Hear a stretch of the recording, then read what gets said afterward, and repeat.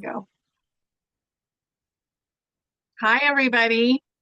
So, Mia and I are here together to talk about an experience that we had together and kind of expand on that when it comes to conscious business. So, Mia is an organizer of events that I think they're like a prequel to what we're going to experience in the future. So, tell us about Mercado Sagrado. Thanks. Thanks, Thank honey. you. Hi. Um, Hi. I would love to. Yeah. So I started this, it's so wild, 10 years ago now. And 2014 was our first event in October in Topanga Canyon, and it was with a girlfriend. For the year before, almost entirely, I'd been living in New Mexico in Taos off the grid. In an Earthship, and then found my way back to Topanga. And Carly, she had also kind of gone pretty far out, living off the grid and Joshua Tree. So then we came back to this nature location that was close to the city, but still really rural and magical. And we wanted to get people together outside. We wanted to gather outdoors in natural sanctuaries, and we wanted to just kind of celebrate and support everything that we loved. And we're both Geminis, we're both creatives. I worked in as a professional photographer, and I showed my art in galleries, and I also worked in some high-end galleries in New York City and had that kind of experience. And so there was a lot that we kind of wanted to pour into this. And we wanted, and when I think about now, kind of like how we were framing everything, it was with the curation of these events. It was kind of like, I call it the ancient and the emergent. So kind of taking like what kind of had been forgotten or maybe even suppressed, and then kind of what we're moving into. So um in the beginning, we just wanted to share what our friends were making, get artists together, creators, and it was all people that were creating things in alignment with the earth. So kind of conscious creators, maybe somebody dyeing fabric with natural plant dyes and making silk clothing. Everything is very harmonious in that way. And we wanted to serve the food that we eat at home, which was organic, and just really kind of tuning in to um wanting to support everything that was wholesome in the world, because I was very aware of the inversion that we've been through, and that everything being promoted and everything that we thought of at that point is kind of cool in culture was actually like terrible for us. Like as a photographer, kind of most of my friends that I came up with were starting to get these really amazing jobs, but the amazing jobs, kind of what you were getting pointed to, were like pharmaceutical jobs or Coca-Cola jobs, or even if it was high fashion, it was yucky companies. And I just felt it was so confusing to me, because obviously I didn't feel good about supporting that, but I loved making art and I loved creating beauty. So for me, a part of it was also like, okay, how can I use that creative energy um for the good instead? Because I want to Mhm. use it, but I would much rather be promoting just people doing good things for the planet, for themselves, for the community, for the earth. And so it was all about kind of local, but even local as global, because some of the people that we collaborated with were coming from other countries. So it became this like really beautiful community of like-minded individuals. And especially at the beginning, 10 years ago, there weren't really it was doing something kind of different, because the holistic and the esoteric art stuff wasn't mixed in with the makers yet. People didn't really know about aura photography or much about that kind of stuff. It was still pretty fringe. And I was really into all that, but I couldn't, like when I lived in New York, I can remember going to visit one of the 13 crystal skulls. So I went to this little gathering at someone's home and to do a meditation with this crystal skull. And I couldn't get any of my friends to go with me because they just thought it was like hokey. And I was the youngest person there. But of course, I love all that stuff. So I wanted to also just bring those kind of things into kind of for a new audience, for my friends to get excited about. So kind of in a Mhm. sense, like it was like a rebranding in a way. But yeah, just in a celebratory Yeah. way. So I mean, I feel like I'm rambling now, but yeah, there's so many kind of aspects to it, but it just started out as like a backyard gathering, but it really did pretty well. The first one we had like 1,000 people over the weekend, and it was a total it just was like the right moment and getting people together that I connected on Instagram, but not in real life yet. So many new relationships came out of that, so many new partnerships, businesses. It was really like a beautiful just kind of explosion of creativity and people who wanted to create and live in like a like-minded way, just more in alignment with the earth and in a like a more holistic minded way. Mhm. Yeah. Well, and it's kind of the way that I see everything happening in the future. So, Mhm. like, Mia had music going on when I was there. We had our little conversation the night before about hidden history. And then, but there was music, there was organic food, there was, I'm going to show you some of the products. So, there was this great coffee. It's called Zen Bunny. The most amazing perfume in the world. Sense of Uh, awe. yeah, sense of awe. And I'll put some of this, below. Um, and then I met the guy who I don't think he had a booth there, but I had purchased this in Sedona, Rose Vibes, and it's the best tasting like rose thing that you could put in your hot water to have like a rose tea. It's supposed to help with your hormones. Like there's all these things that people are doing, and usually they're guided by their spirit. So it's a Yeah. beautiful, thing to watch. And there were people that were doing psychic readings, there was health people, there were, people that were making musical instruments, and it was so much fun. And that's how I see the future is that kind of thing, and locally for Yeah, everybody. that was like the vision, like okay, so seeing that everything has been, and we kind of have been pushed into this inversion where everything that they said was good for us was bad for us. It's like, well, what's actually wholesome? And then we look to curate it in support of all those things so that we can, for example, there's a shoemaker and they make Goodyear sandals. They make these beautiful, simple, sustainable leather shoes, and they're earthing shoes, and they're beautiful and Mhm. they're affordable. So like I would much rather go buy that, buy shoes for my friends than spend money on this fast fashion stuff from China. And there's essentially like for everything that we can think of, there's something that either, this community we've has been reinventing or that's still available for us to reinvent. It's like we need to do a redo of pretty much everything. And so we just wanted to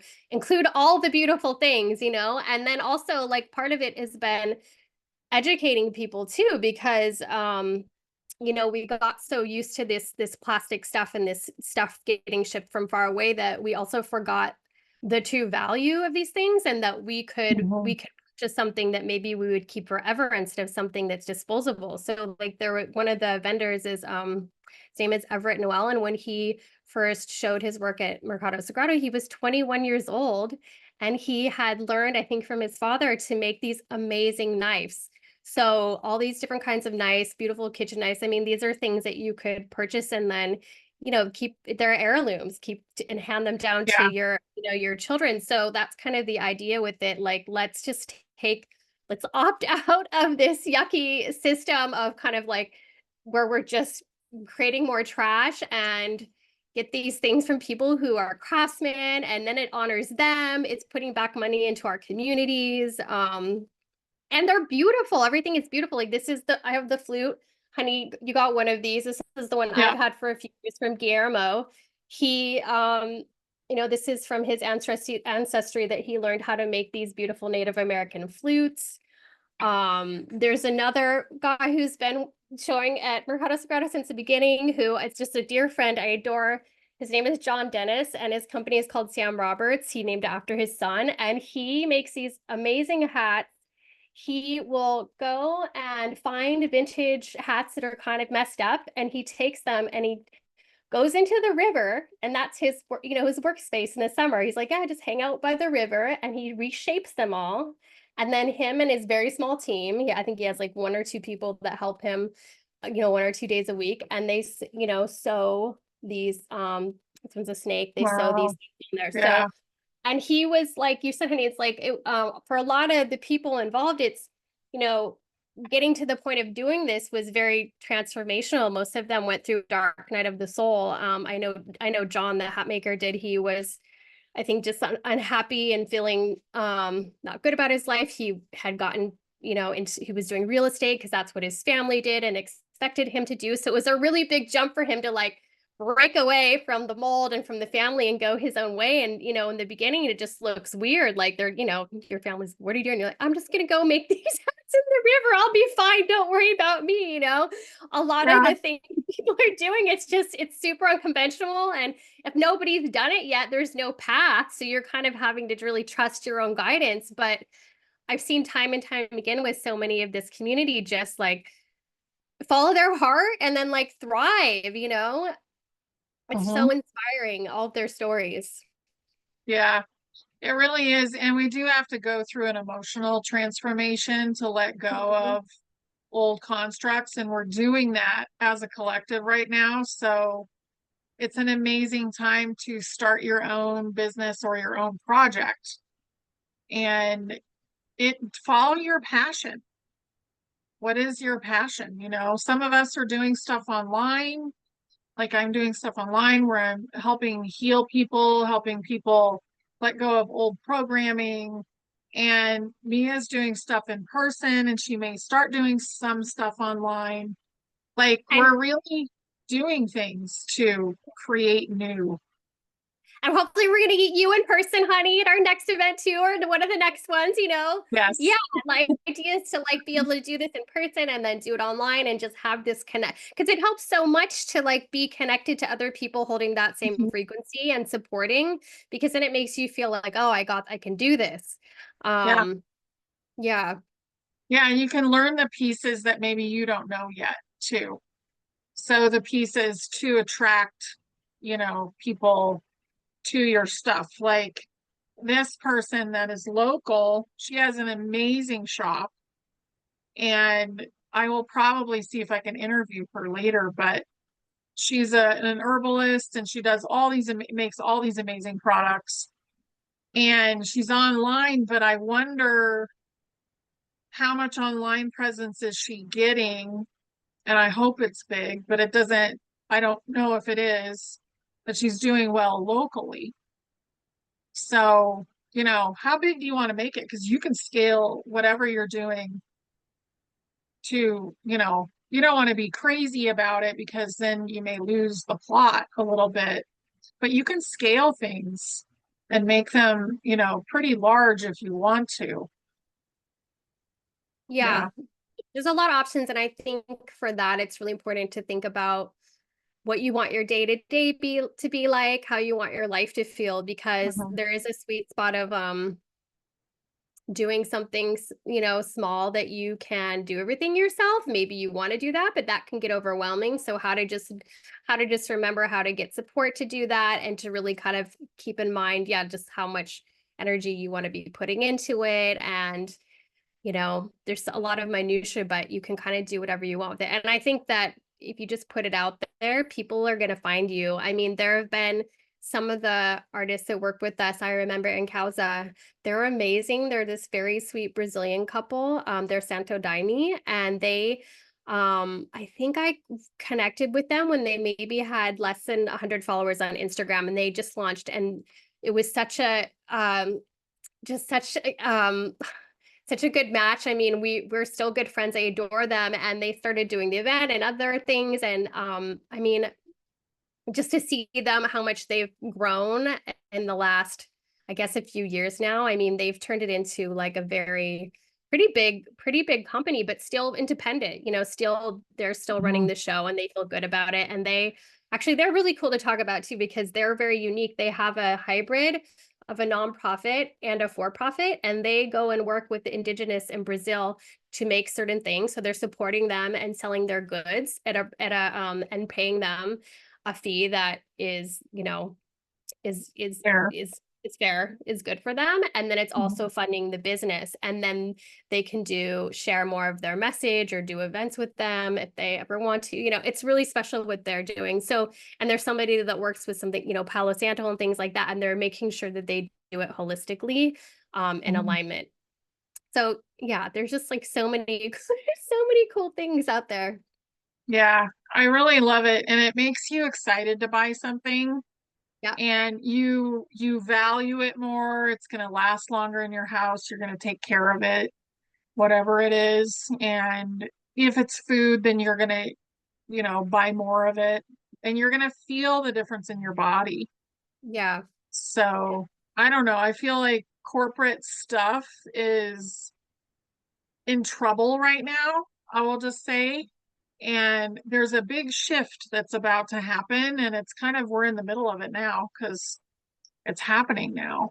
And Mhm. small business and projects that people do for humanity are going to be the future. We're not going to see big, huge shipments of plastic items going all over the place anymore. Yeah. We're just not going to see that. It's so exciting. I know. Yeah, I mean, it's because it's like my vision for so long. It's so exciting to see how much it's transformed in the past decade and how it's just going because 10 years ago, when we started, we wanted to have everything to be consciously minded. And so when we were looking for people making clothing or fashion designers to bring in, there weren't really not that many, but now it's totally transformed. And yeah, sure, the big corporations are trying to greenwash so that they can still be cool, but it's not really working. People will read through it and people would much rather purchase something created by a real human that they can get to know. So it's important to like share about yourselves too if you feel Mhm. comfortable if you're doing these because people want to know you. You want, if they're purchasing something like that from somebody, they're thinking about it. It's like wearable art and it's a connection with that person. I mean, my friend Milena Silvano, she makes these beautiful sheepskin. Now she makes pillows and things, but she started out making vests and coats. She's in England and she started using the recycled sheepskins that she could find, and they're art. I mean, they last forever. I have mine, it's hanging on the wall like an art piece, and it's like a piece of art too, it's really special. So there's just that energy to these things too that is so magnetic. So like we're not gonna miss that junk. We're not gonna miss it at all. No, we won't. We won't care about it at all, I don't think. I Mm, feel like everything will be sourced. A lot of your stuff will be sourced locally in the future. So there will be a guy who is like the tomato potato guy, and then the onion guy is going to be next to him. And, it's just going to go on and on and on into the point of there's the person who makes the essential oils for this area. yeah, There's the honey person.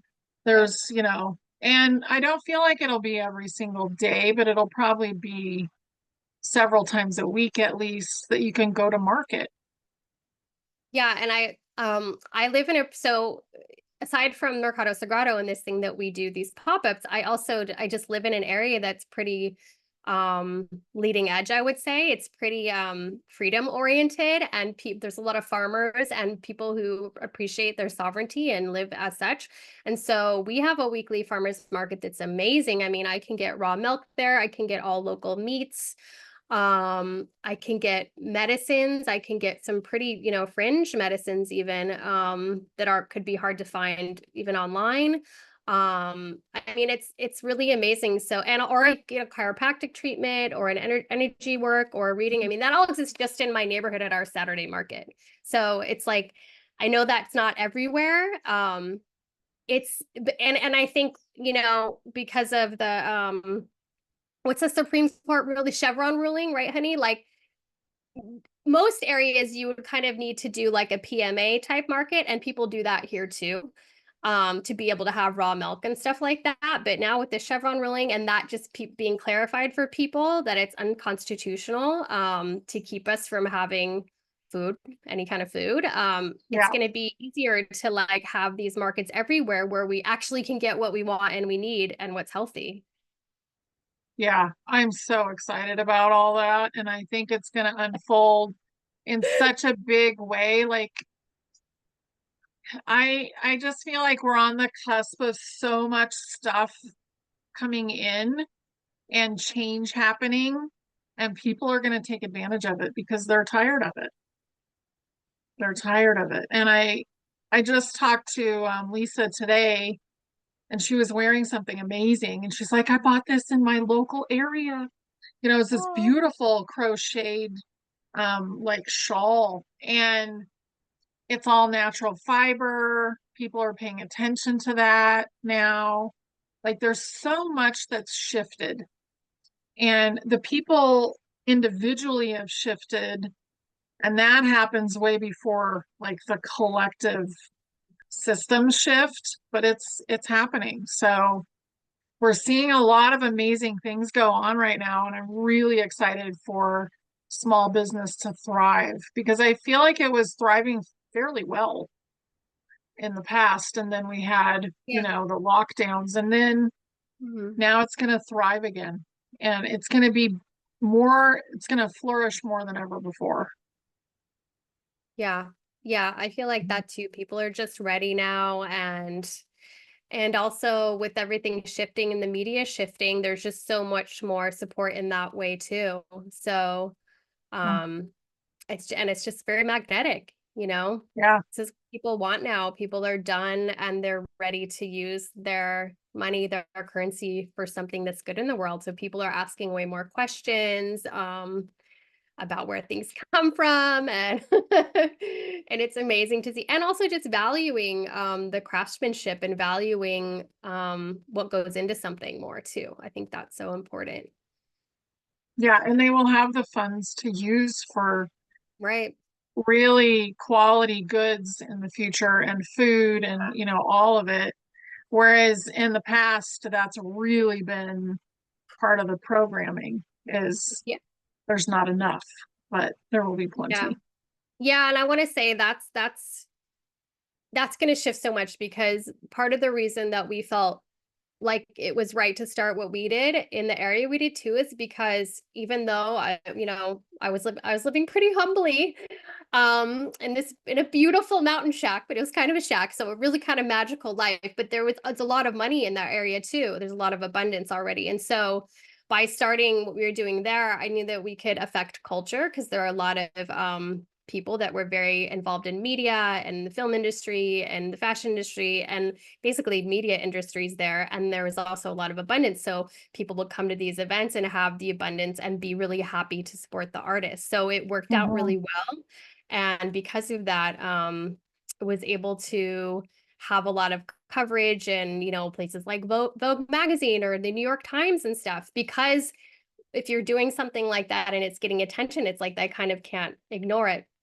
So that was Right. really amazing. And I think that that was kind of strategic on our part to help shift that cultural perspective. But the idea was that it spilled out. The idea wasn't just to keep it there for, an elite group. It was like to shift the culture so that it would spill out and everybody would start doing these and it would kind of take over. And that's what's starting, I think, to happen. So, and then with the financial shift, yeah, people are going to have so much more abundance to support. So Mhm. it's amazing, it just because I didn't at that point I didn't know, we didn't know it was going to happen. So it's like so fulfilling to see how it's all playing out now. Yeah, it is.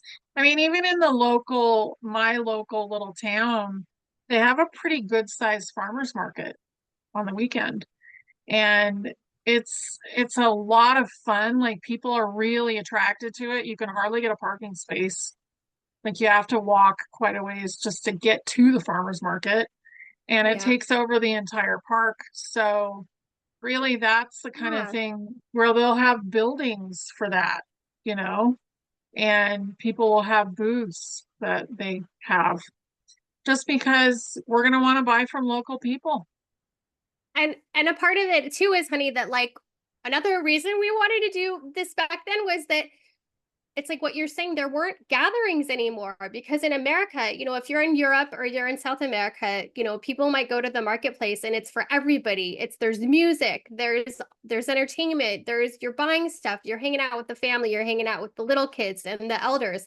It's all together. There's actually that community. But in America, there was really a big effort to kind of squash that. So we had, if you're going to a church, you had church community, or if you're going to a mall, you have, I guess, I don't feel like that's real community, but it's a social space. But we really lost all of our community spaces. So bringing back these like meeting places, it's not just about commerce. It's also like you're saying, it's like people want to go and hang out. Like it's my social event for the week going to our market. That's where I Mhm. see everybody. Yeah, it's a prereq for communities beginning too, because you're going to meet people, you're going to do things together. And I mean, if you can go to a local's farmer's market now, I would do it, Yeah. It's or so yeah, good. It is because it is so like good. that part. I mean, you get all. I mean, I'm very stubborn, and so during COVID, I was like, the two stores closest to me in town, were pretty strict and mean about the mask thing, and I didn't want to wear. So I'm like, okay, and I didn't like how they're treating people. So I stopped going there entirely for 3 years. For 3 years, so I got even more just disciplined about making sure I went to the farmers market every week or got in touch with the local ranchers and the farm. Sometimes I would actually go to the chicken farm and get my goods from them directly. I got really, really dialed in. And it was such an amazing experience because now I'm friends with all of those people. And it's just such a good feeling. You have that support system too. If anything did happen, like you're good, everybody, you're dialed in. And I also saved so much money doing that because a lot of these smaller stores are just buying from them and marking it up anyway. So, Yeah. I mean, there's so many benefits. I'm such a proponent of that. Yeah. Oh, it's fantastic. I mean, it's farm to table. I mean, that stuff happening is so important for the future. And we probably will pay them more than what they've been asking in the past because we will be so grateful to have the Yeah. quality of food. So I'm really excited to see all this stuff unfold. Yeah. Me It's gonna too. be so good. Yeah. So So good. thank you so much, Mia. I'm gonna put Mia's information below and then also some of these products information below, everything that I can find, because if you can get a great product from somebody that's awesome that I think it's perfect. So yeah. Totally. Yes. Yeah, I'm Thank you, also Mia. working on, oh, sorry. Yeah, I was No, gonna go say ahead. I'm also working on, and I think this came up from a conversation with you, honey. I'm putting together some guides too that would be like downloadable PDFs for like sustainable clothing and different things too. So Yeah. I'll share that as well. Yeah. Yeah, that would be fabulous. I think people knowing where to get stuff is really important, and kind of knowing that these companies have been vetted. Mhm. Yeah, that's awesome. Thank you. Thanks for having me. This was so Yes, it's been so fun. All right. Thanks. Thanks everybody for watching, and I hope this inspires you for whatever you're going to be doing in the future. Okay. fun. Bye.